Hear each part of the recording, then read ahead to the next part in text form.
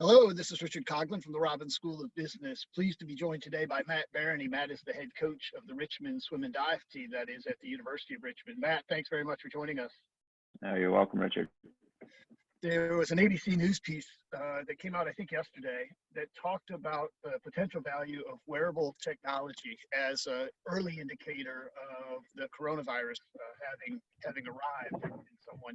You, I know, have been using the wearable technology, a particular one called Whoop, the bracelet, with your team. Can you first describe how you've been using it? Yeah, thanks, Richard. We first put it on in 2016, and obviously it's something that the women had an opportunity to opt into, so it was nothing that was required. For the first year, we allowed them to wear the bracelet and interact with the app, and we watched how the behavior modification happened just through the user interacting with the app. The second year, we started to track a little bit more on the impacts of just day-to-day stress. So we looked at some of the physical stress. So obviously for us, that was the training. They're in the water, swim practices and things like that. But we also tracked on stress throughout the semester. So we were able to identify some stress traps. The third year, we really made significant modifications to our day-to-day operations, changed some schedules. We altered the way we traveled and other educational pieces. And then this past the fourth year, we really hit the educational piece hard. And for us, after learning what load looks like, so day-to-day stress coming through with the data from the Whoop, we were then able to build a playbook to buffer that stress. And for us, the playbook has been pretty deep education on sleep. So we use the device to collect each day. We collect data. It's the women are aware of that. Primary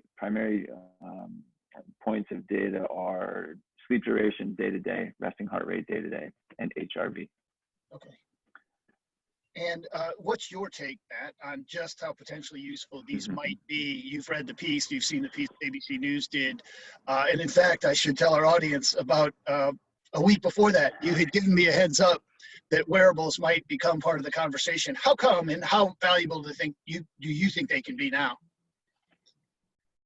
Well, from our experience, we saw during our second year using the device that we were seeing changes in heart rate variability and resting heart rate, negative changes that preceded the actual symptoms of illness. So, for example, we had an athlete who believed that she was fine, that she felt that she was operating on a day-to-day basis at full capacity. However, her resting heart rate and her HRV was off the baseline that we've tracked. So we were then able to deload her, only to find out a week later symptoms came, and she was diagnosed with walking pneumonia. So that to us was a pretty big lesson. We've also seen, we know what mono looks like on the front end, just more of the day-to-day things that we would see on a college campus. Yeah, I actually think college athletics is a very small, market and very small landscape for this. I think right now, wearing devices on the preventative side, I did a conversation last week. What can these devices help us with right now? It can motivate us to get rest and recovery, so all of our immune systems are very resilient. And then the other piece of this that I'm growing more concerned about is going to be the mental health effects, side effects of this epidemic, through the anxiety and the fear of everybody guessing, is this going to impact me and my family? Is it going to impact the source of income? How is the isolation?